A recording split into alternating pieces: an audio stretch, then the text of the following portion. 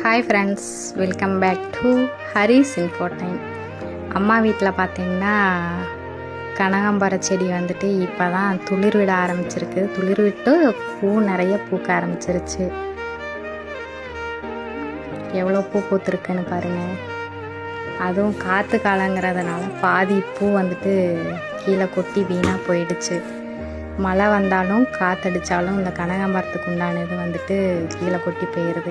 அதே இதில் வந்துட்டு அம்மா வீட்டில் இன்னொரு செடியும் இருக்குது.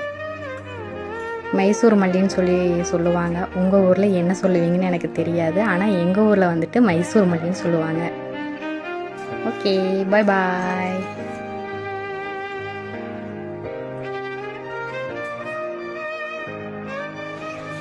ஓகே ஃப்ரெண்ட்ஸ், இந்த வீடியோ இதோட முடியுது.